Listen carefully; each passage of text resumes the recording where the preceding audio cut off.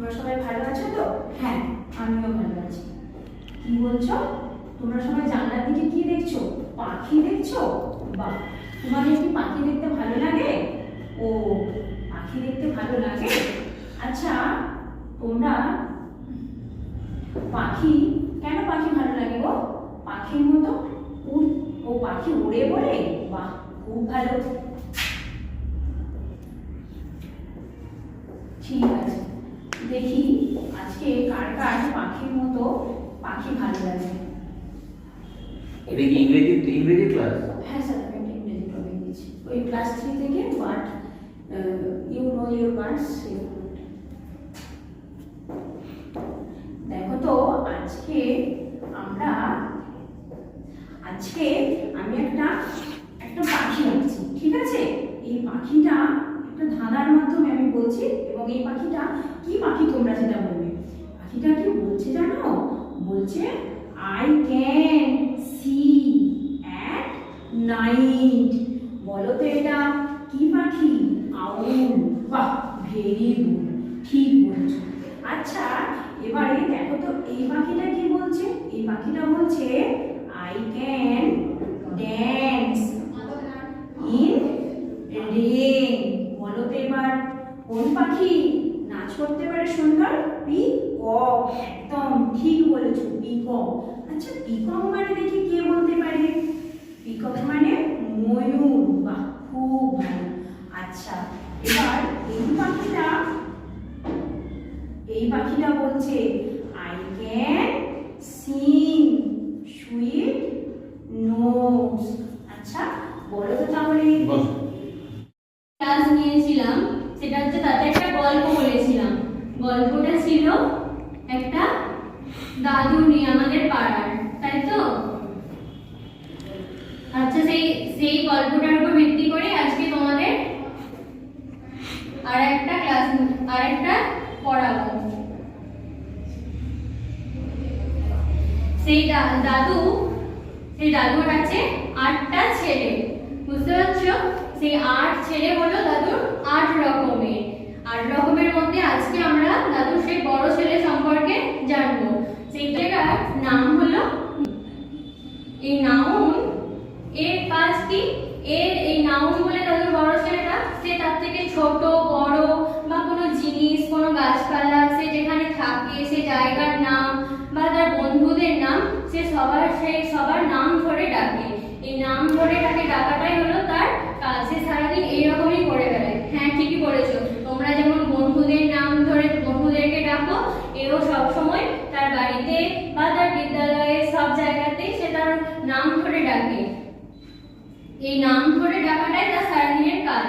আর সে যেমন কোনো ফলের নাম, এটা কি ফল বলো তো? ঠিক বলেছো, এটা হলো আপেল। আপেলের স্পেলিংটা একটু বলো আমার সঙ্গে। APPLE, apple. তারপর কোনো জায়গার নাম, সে কোন গ্রামে বাস করে বা কোন সে দেশে বাস করে, তার দেশের নাম। তার দেশের নাম কি? আমাদের দেশের নাম কি বলো?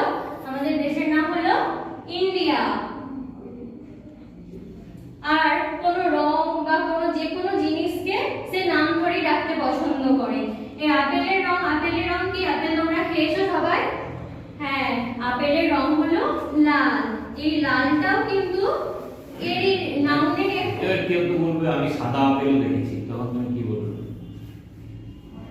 সাদা তো আপেল হয় না। কেন? সাদা আপেল বাজারে পাওয়া যায় না, পুরোটাই সাদা। এর রং হলো রেড।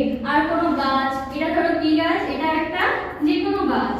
এই গাছটা এটাও একটা নাউনের মধ্যে পড়ে, বুঝেছো?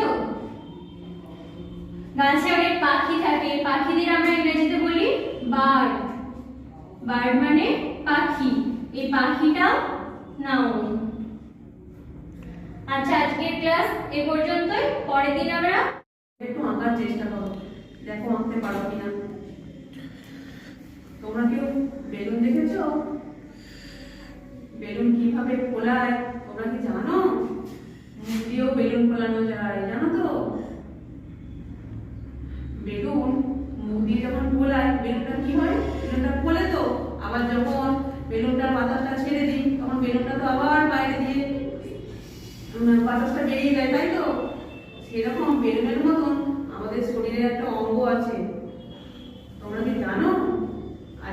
সেটাই জানবো।